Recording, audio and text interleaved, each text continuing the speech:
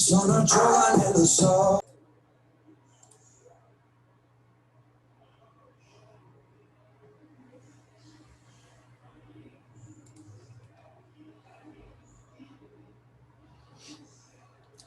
Boa noite, pessoal. Boa noite.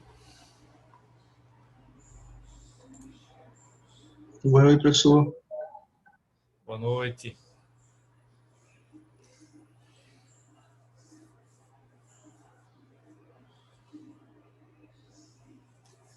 Vamos aguardar aqui a chegada de mais colegas para a gente poder começar nossa aula de hoje.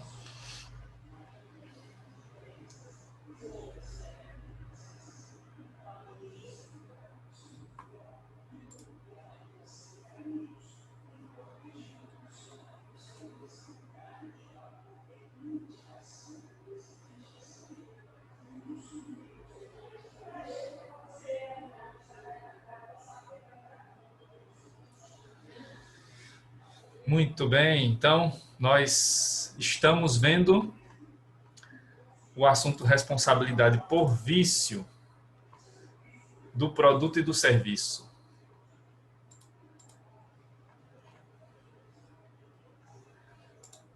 Vimos aqui os aspectos mais gerais. Boa noite, Gabriel.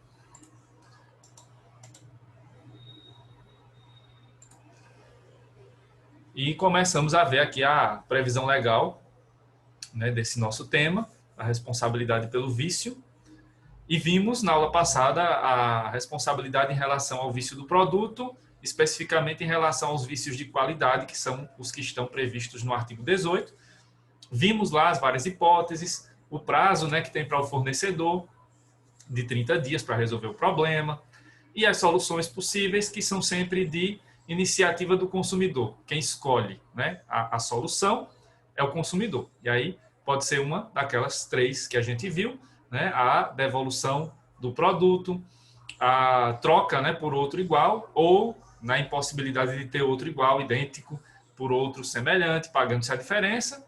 E a terceira solução é o abatimento proporcional do preço, né? São as soluções que a gente viu nos incisos aqui do artigo 18. Né? Aí vimos as observações, vimos o que são produtos impróprios para uso, para consumo, as várias hipóteses, né? E aí então estão, né, as soluções, né? A troca do produto por outro igual, restituição da quantia paga, né? Devolução ali do produto e a devolução do valor pago por aquele produto, o abatimento do preço nas situações, nas circunstâncias que nós vimos. Vimos também essa questão sobre o que é um produto essencial, né? Não há uma definição sobre o que seja produto essencial, já que não temos uma lei que defina isso, né? O único ponto que temos é esse projeto de lei do Senado, mas ainda é um mero projeto de lei que está parado, né? Inclusive na comissão responsável por tratar dele lá na Casa Legislativa, né? No Senado. Opções são cumulativas, né? Então vimos tudo isso na aula passada. Então terminamos aqui, né, a nossa aula nesse slide em que estávamos falando sobre o abatimento proporcional do preço e aí encerramos, né, a parte do vício de quantidade. Agora a gente vai, vício de qualidade, né? E agora a gente vai começar a nossa aula de hoje vendo os vícios de quantidade, né? Como é que eles funcionam, quais são as soluções possíveis, como é que se resolve essa questão do vício de quantidade. Antes de falar sobre isso aqui, só uma pequena observação, né? Eu estou falando com as minhas monitores sempre, né? Vocês já conhecem as duas, Carliane e Thalita, e elas estão montando uma apresentação, um seminário breve, e tudo indica que isso vai ser apresentado na próxima semana, né? Quando a gente já for falar sobre fato, né, do produto, fato do serviço, aí é o momento de falar um pouco sobre a decisão do Supremo Tribunal Federal, aquela que já falei aqui de maneira mais geral na primeira prova, né, que é aquela decisão que determinou a aplicabilidade das convenções de Varsóvia e Montreal para os casos de viagens aéreas internacionais. Então, nós estamos preparando esse material e creio eu que na próxima aula, na próxima semana, elas vão falar um pouquinho sobre isso aqui com vocês, as duas monitoras, certo? Que é um tema que entra mais, né, que está mais adequado ao fato do produto e do serviço. Então, na próxima aula, provavelmente, teremos esse seminário. Serão 2 seminários que elas vão apresentar agora em maio. Um sobre esse tema, outro mais à frente. Depois eu digo a vocês sobre o que será. Então, vai ser uma aula um pouco diferente com essa apresentação curtinha, mas que vai trazer bastante conteúdo para vocês. Agora, então, vamos para o assunto de hoje, né, que começa aqui com o vício de quantidade. O vício de quantidade, apesar de termos visto a palavra quantidade no artigo 18, né, do Código do Consumidor, mas aí eu fiz a ressalva na aula passada que aquela palavra não estava muito adequada ali, porque nós temos um artigo específico no Código de Defesa do Consumidor que trata desse tema, que é o artigo 19, né, que a gente vai dissecá-lo agora na sequência, né? Então, é o artigo 19 que trata do CDC, que vai tratar dos vícios de quantidade, quais são suas soluções possíveis. Quanto ao vício de quantidade, né, segundo a doutrina, nós temos essa definição, né, sobre o que seja o vício de quantidade em relação ao que a doutrina entende e também em relação à definição do próprio CDC, né, que o CDC dá uma definição, como veremos aí na sequência. Então, o vício de quantidade está relacionado às unidades de medida usadas para a aferição de produto objeto de comércio. Variações excessivas de quantidade levarão à ocorrência do vício e suas respectivas consequências. Então, aqui, diferentemente de questões qualitativas, aqui vamos tratar de questões quantitativas. Isso se refere às unidades de medida que nós usamos no comércio em geral. Então, aqui nós não vamos nos deparar com nenhuma unidade de medida exótica, diferente. Não, a gente vai usar aquelas unidades de medida que são comumente, né, largamente usadas no comércio. Então, se vamos falar de líquidos, vamos falar de produtos que vão ter lá, né, mililitros, litros, né, galões, etc. Se vamos falar de produtos sólidos, vamos ter lá gramas, quilogramas, né? Então, estará por aí, né? Em grandes quantidades, toneladas. Se são produtos que são possíveis de ser medidos, metros, quilômetros, assim e assim por diante, né? Centímetros. Então, é dessa maneira que vamos tratar aqui esses objetos, né? Esses bens de consumo. E aqui o que vai aparecer é o vício justamente em relação a essa quantidade. E geralmente isso vai estar associado a uma diferença que vamos perceber, né? Seja a olho nu, seja por meio dos instrumentos de aferição, as balanças, por exemplo, que a gente vai perceber essa diferença entre o valor que está lá previsto, né, colocado na embalagem, né, ou no dispositivo de identificação, e o peso ou medida, né, ali que realmente, né, é aferido daquele produto. Então, é essa diferença que vai trazer aqui o vício de quantidade. Claro que aqui não são diferenças muito pequenas, né? Porque é possível termos diferenças que são ali praticamente imperceptíveis e que são até um desvio, né? Fazem parte do que a indústria chama de desvio padrão. Então, por exemplo, você tem um pacote de açúcar com 1 quilo e às vezes vai dar 1 quilo e 5 gramas, 995 gramas. Essa alteração ela não é suficiente, como a gente vai ver, para determinar um vício de quantidade. Mas, se você tem, por exemplo, um pacote de açúcar que deveria pesar 1 quilo e tem, na verdade, 800 gramas, aí já muda a situação, né? Aí já se configura um vício de quantidade. Isso não só se relaciona a alimentos, né? Mas também a outros bens de consumo, até em relação a imóveis, né? As pessoas compram os apartamentos na planta e lá está dizendo, por exemplo, né, no anúncio, apartamentos com 60 metros quadrados. E aí, quando você recebe o apartamento, você recebe um apartamento com 50 metros quadrados. Então, teve uma alteração ali, né, nessa medida geral do apartamento, e isso vai, sim, afetar essa questão quantitativa, né? Pode haver essa afetação na questão quantitativa, em relação à questão quantitativa. Isso, claro, pode gerar aí não só as soluções, né, possíveis que a gente vai ver aqui do artigo 19, mas também pode gerar, sim, por que não, a possibilidade de ações judiciais buscando aí reparação por danos materiais, danos morais, se for o caso, né? Então, vamos ver aí como é que isso se configura, mas a ideia aqui é essa, né? É mais simples. Então, aqui trata-se de diferenças de medida, né, em relação à embalagem, ao anúncio, etc., E essas diferenças, elas não são aquelas diferenças imperceptíveis ou chamado desvio padrão, elas são diferenças mais perceptíveis e que vão gerar consequências danosas para o consumidor. Então, aqui na leitura do caput, né, do artigo 19 do Código do Consumidor, nós temos essa definição ampla do que é o vício de quantidade. Então, os fornecedores respondem solidariamente pelos vícios de quantidade do produto, sempre que, respeitadas as variações decorrentes de sua natureza, seu conteúdo líquido for inferior às indicações constantes do recipiente, da embalagem, rotulagem ou de mensagem publicitária, podendo o consumidor exigir, alternativamente à sua escolha, veremos as soluções daqui a pouco. Mas aí, né, dissecando um pouco esse caput do artigo 19, tem aí, né, a determinação da responsabilidade solidária dos fornecedores por esses vícios de quantidade. Vejam que tem aí a ressalva, né, sempre que respeitadas as variações decorrentes de sua natureza, que são justamente esse tal desvio padrão, né, que a indústria dá esse nome, que são desvios muito pequenos, né, praticamente imperceptíveis. Aí não é considerado vício, mas quando o vício passa a ser mais perceptível, isso eu não estou falando daquele vício que você precisa ver, né, visualizar. Ah, eu preciso ver para saber. Não, não é isso. Pelos instrumentos de aferição, essas diferenças também podem ser determinadas, podem ser confirmadas, mesmo que não seja possível ver isso, né, ao olho nu. Só outra ressalva bem básica, né? Seu conteúdo líquido, aqui não está só falando do líquido, então não é só para interpretar com a palavra literalmente aqui, líquido, é o conteúdo líquido, o conteúdo que está lá previsto na embalagem, no rótulo, no recipiente e na mensagem publicitária.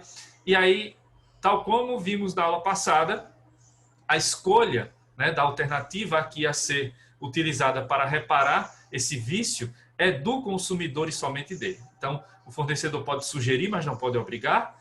E o juiz, lá na ação judicial, também não pode obrigar o consumidor a seguir uma determinada medida, né? Ele vai julgar conforme aquele pedido que o consumidor já tenha feito, de acordo com as alternativas previstas pelo Código de Defesa do Consumidor. Bom, então aí nós temos as soluções. E aqui são 4 soluções, ao invés de 3. Então, tem uma diferença em relação ao vício de qualidade, né? Lá eram 3 situações, né? 3 soluções possíveis, aqui são 4. Então, vamos ver quais são, né? Se tem semelhanças, diferenças com relação ao vício de quantidade. Então, de qualidade. Então, no artigo 19, caput, os incisos trazem as alternativas, que são 4. Primeiro, o abatimento proporcional do preço. Mesma coisa que acontecia lá no vício de qualidade. 2, complementação do peso ou medida, se estamos tratando, né, dessa diferença aí que vai trazer prejuízo para o consumidor. Então, essa é uma solução possível e lógica também, né, uma solução plausível para essa situação de diferença do peso ou medida. 3, a substituição do produto por outro da mesma espécie, marca ou modelo, sem os aludidos vícios. A mesma coisa, né, que estava lá no artigo 18. Então, troca do produto por outro igualzinho, sem os vícios, claro, né? E o 4, a restituição imediata da quantia paga, monetariamente atualizada, sem prejuízo de eventuais perdas e danos, que também estava lá no vício de qualidade, né? O que tem aqui a mais é a questão específica da complementação do peso ou medida, né? Já que essa é uma situação diferente lá do vício de qualidade. Então, aqui se acrescentou mais uma solução, que é justamente essa de complementar o peso ou medida. E é usada geralmente quando você vai comprar produtos a granel, né? Quando, por exemplo, o alimento lá vai sendo pesado na sua frente, né? Ali você vai escolhendo, eu quero 1 quilo de feijão, 1 quilo de açúcar, por exemplo, e aí a pessoa vai pesando lá.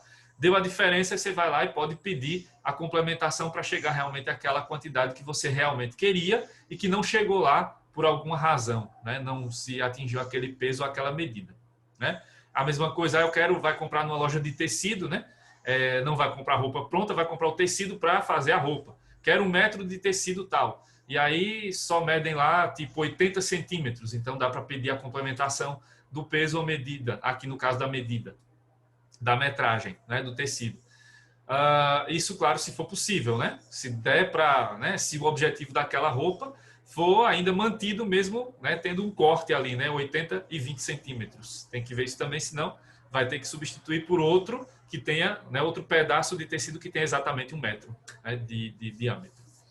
Então, são essas as soluções, certo, possíveis para os vícios de quantidade. O que tem a mais aqui é o número 2, que é a complementação do peso ou medida. As outras soluções são as mesmas, claro, adaptadas aqui aos casos de vício de quantidade, certo? Aí aquela observação que fizemos na aula passada, aqui vale também, né? Porque o inciso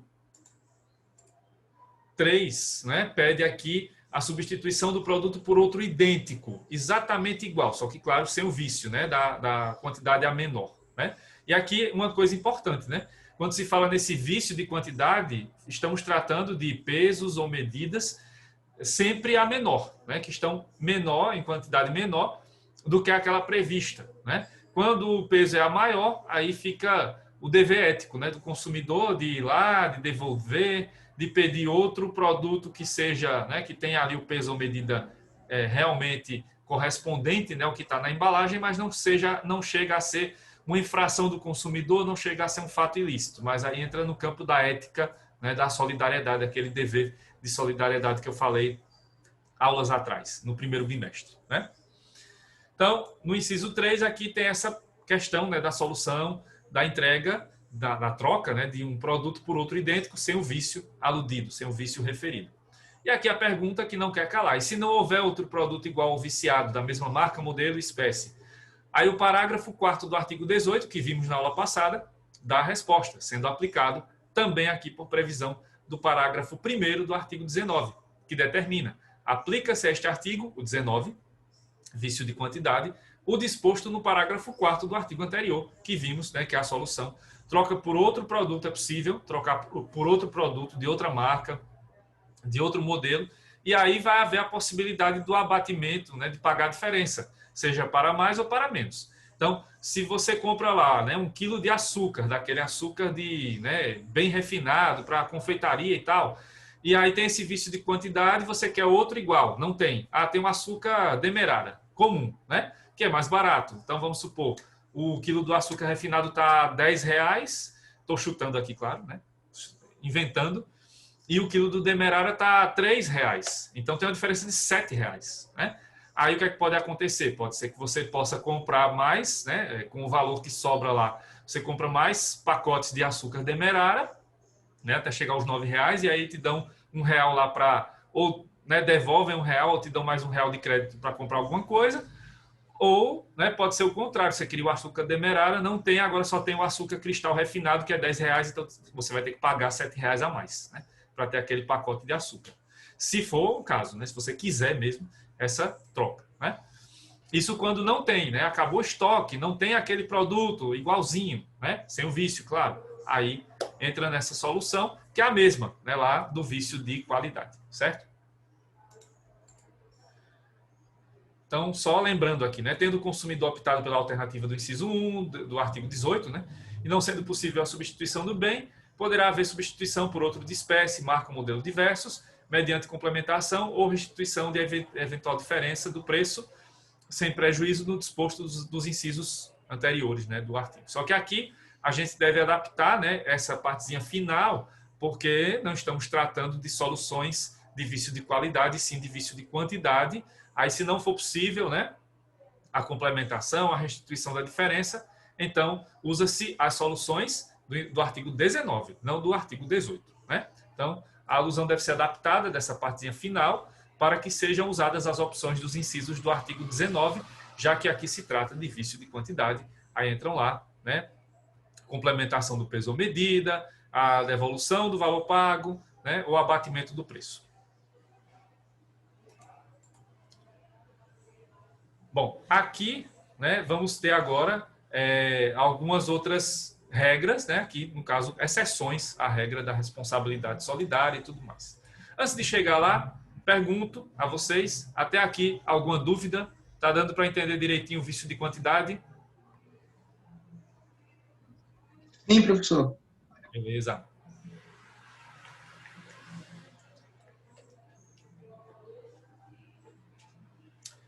Muito bem, então vamos Ok. Então vamos a outras outros pontos, né, aqui do vício de quantidade. Então, vamos falar agora sobre responsabilidade subsidiária. Como eu já tinha falado nas aulas anteriores, a regra aqui, como acabamos de ver, novamente no artigo 19 caput, é a responsabilidade solidária.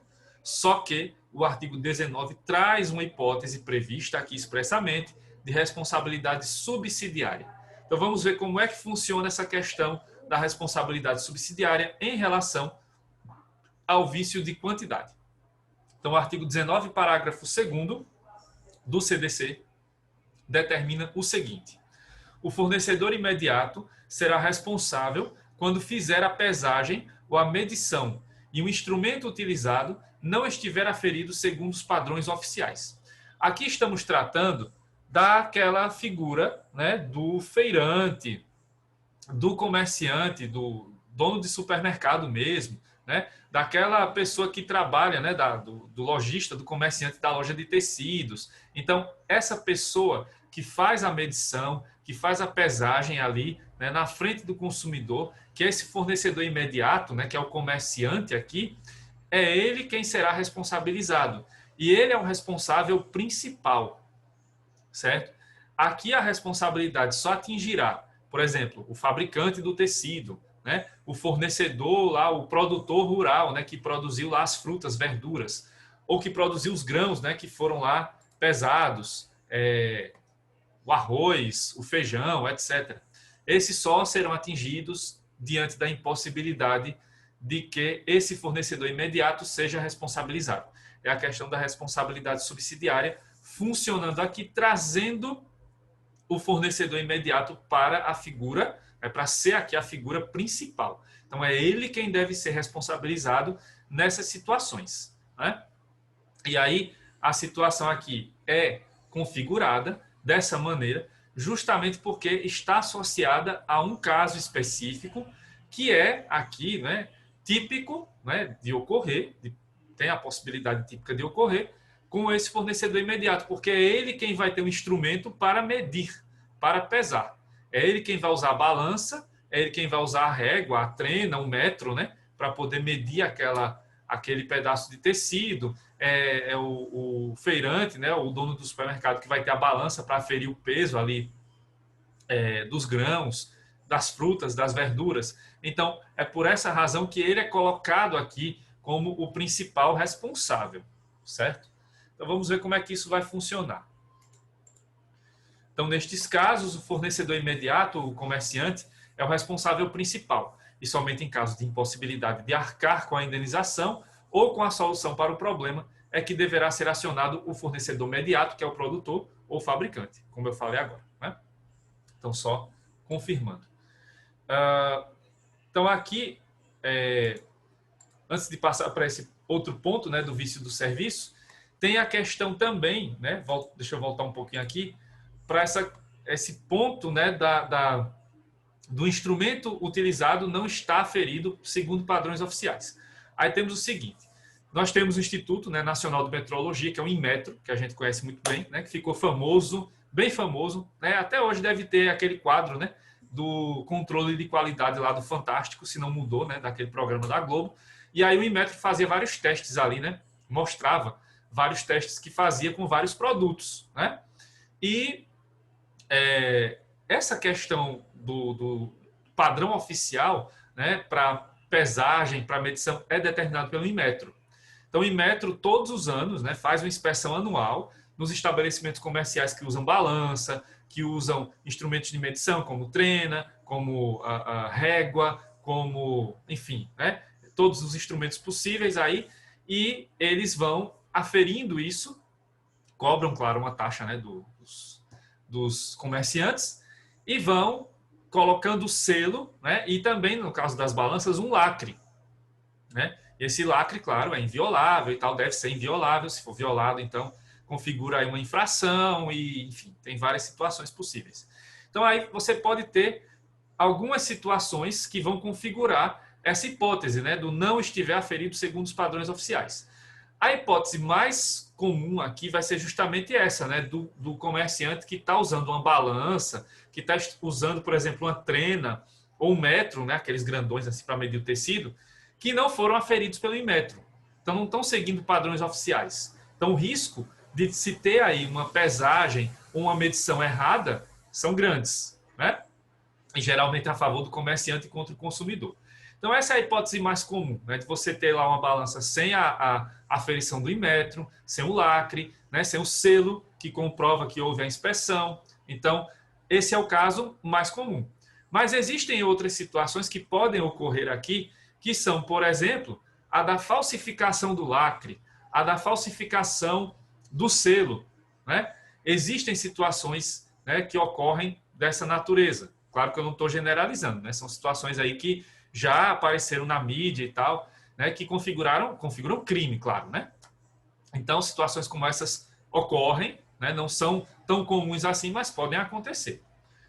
Outra situação é o próprio desvio, né, da finalidade. Ali, no lugar de se colocar de maneira lícita, se coloca de maneira ilícita. Aí já passa por problemas com funcionários do Inmetro e tudo.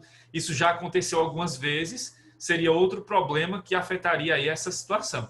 E o último caso, né, possível aí, seria a situação de que tem ali a aferição oficial, tem o lacre, né, oficial, tudo certinho, tem o selo que comprova que foi feita a inspeção, que aquele equipamento está apto, né, para fazer pesagem ou medição, mas o fornecedor comerciante se utiliza, né, de vários artifícios para poder manipular a pesagem.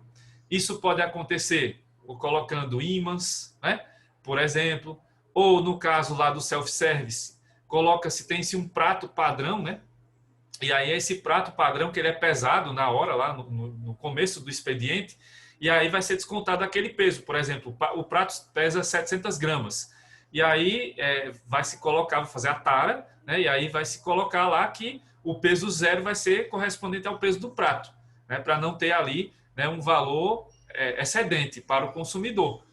Pode ser que o fornecedor coloque um prato mais leve, de 600 gramas. E aí vai colocar lá o consumidor, a sua comida, num prato de 700 gramas, que já vai ter logo de cara, né, logo de entrada ali, 100 gramas a mais.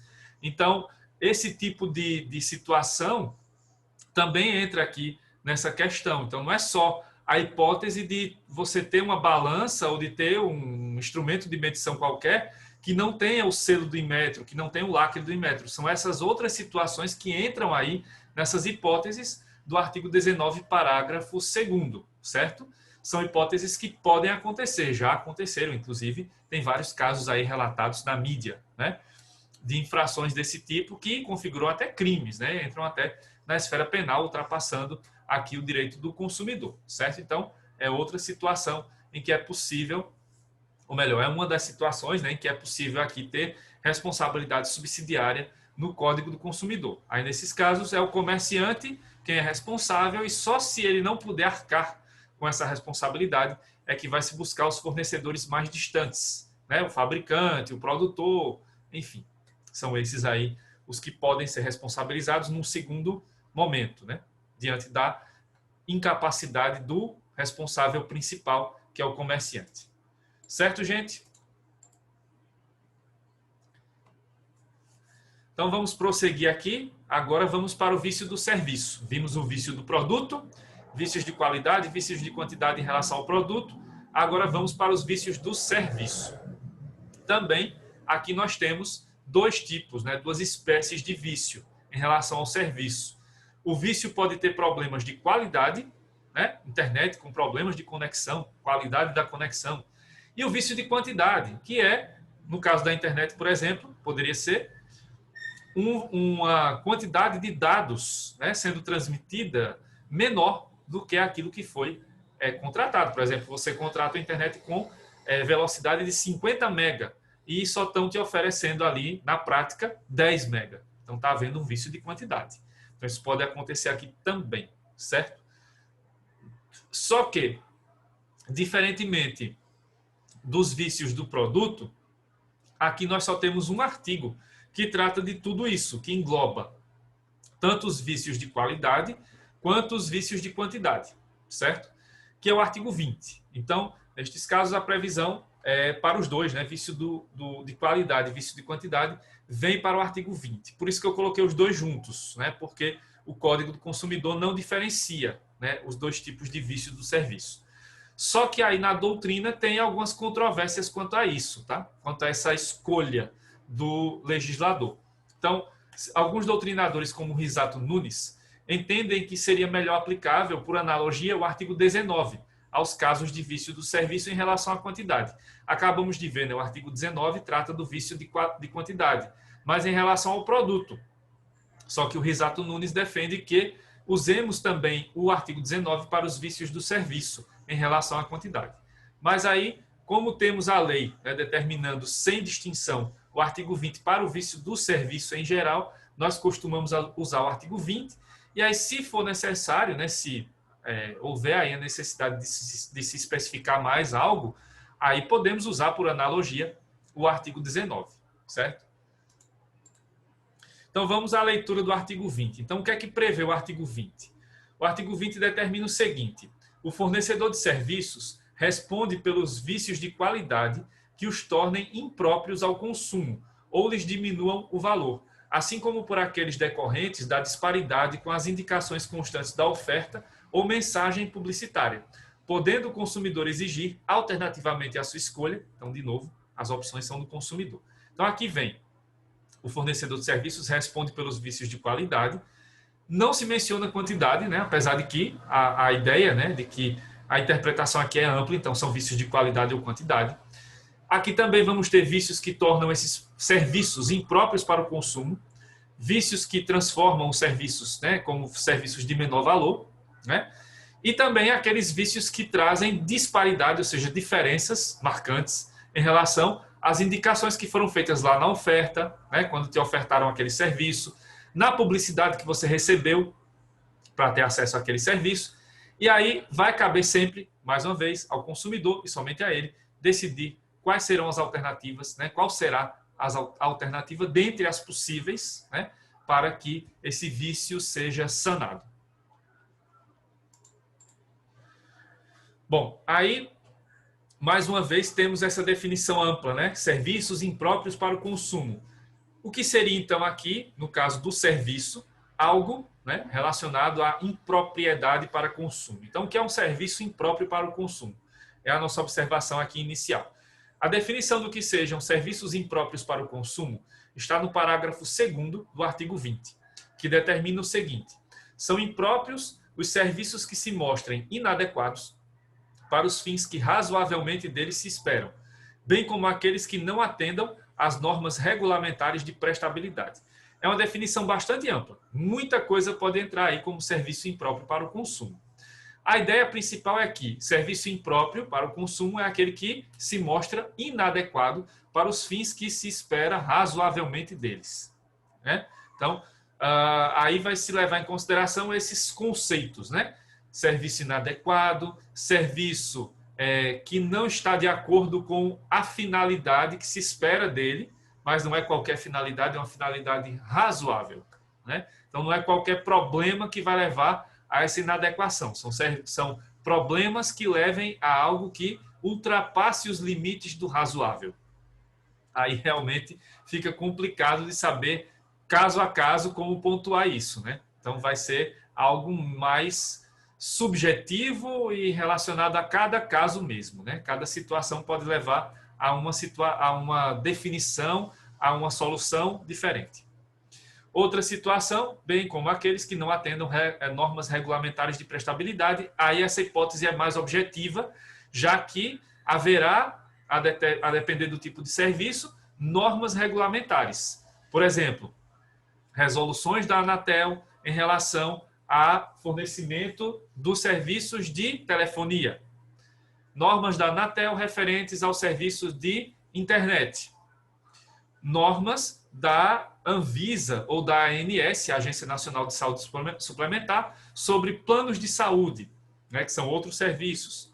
Normas relacionadas, por exemplo, a cartões de crédito, cartões de débito, transações bancárias, serviços bancários. Então, temos aí normas regulamentares e, no caso do descumprimento dessas normas, entramos nas hipóteses, né, de vício do serviço. Então, aí já fica mais objetiva essa parte final, né, do parágrafo 2º. A parte inicial é que fica mais aberta, né? E aí vai ser cabível interpretação para cada situação, né, para saber se houve ou não o vício do serviço nessas hipóteses. Bom, até aqui, pessoal, alguma dúvida? Está dando para entender direitinho aí o vício do serviço?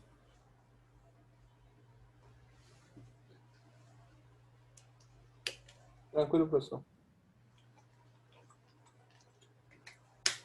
Beleza. Ok. Bom, agora nós vamos para as opções que o consumidor terá, né, em caso de vício do serviço. Então, mais uma vez, lembrando a escolha do consumidor, o fornecedor pode sugerir, mas nunca pode obrigar. O juiz também vai levar em consideração, se houver processo, o pedido do consumidor, né? Não é o juiz que vai impor uma decisão, né, própria. Então, são 3 situações aqui, são 3 soluções possíveis, são 3 alternativas.